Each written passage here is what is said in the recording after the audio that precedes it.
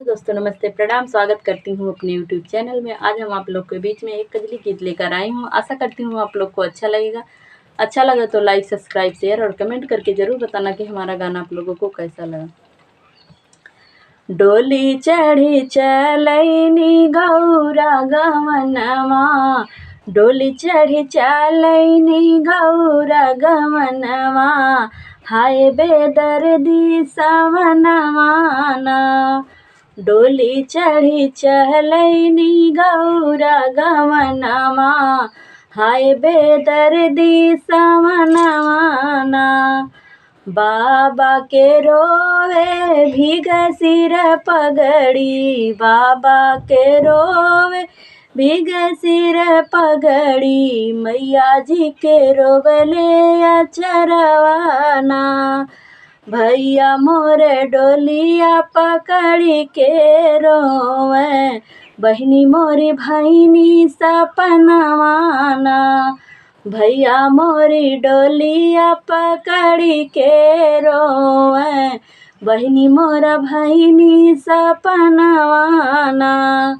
भौजी मोरी खुशी होई के नाचे, भौजी खुशी होई के नाचे अंगनवा, चली गईनी घर के गरहनवाना।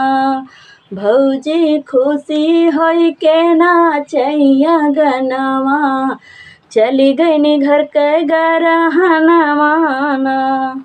डोली चढ़ी चलैनी गौरा गवनमा, हाय बेदर्दी सवनवाना।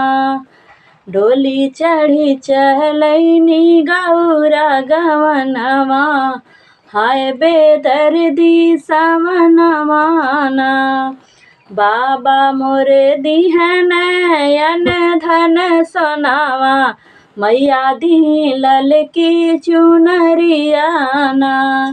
बाबा मोरे दिहन अन धन सोनावा, मैया दी ललकी चुनरियाना। भैया मोर देने कूदन को घोड़वा, भौजी देनी अचरे में धनवाना। भैया मोर देने चढ़ने के घोड़वा, भौजी देनी अचरे में धनवाना। डोली चढ़ी चलैनी गौरा गवनमा, हाय बेदर्दी सवनवाना। डोली चढ़ी चलैनी गौरा गवनमा, हाय बेदर्दी सवनवाना। चमकत जाला बाबा के सोनावा, लहरत माई के चुनरियाना।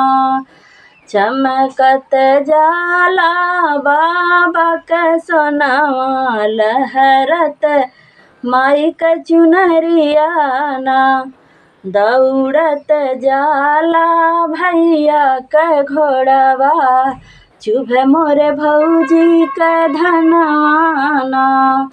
दौड़त जाला भैया के घोड़वा, चुभे मोरे भौजी के धनवाना।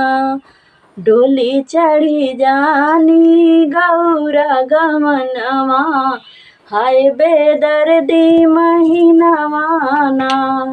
डोली चढ़ी जानी गौरा गवनमा, हाय बेदर्दी सवनवाना। माई मोरी कहे बेटी नीति उठी अइहा, बपई कहे छई मसवाना।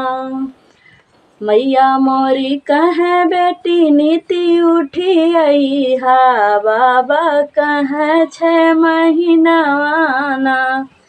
भैया कहे बहिनी कामे काजे अइहा, भैया कहे बहिनी कामे काजे अइहा, भौजी कहे कौन कमावाना। डोली चढ़ी चलैनी गौरा गवनवा, हाय बेदर्दी समनवाना। कैसा लगा आप लोग कमेंट करके जरूर बताएं।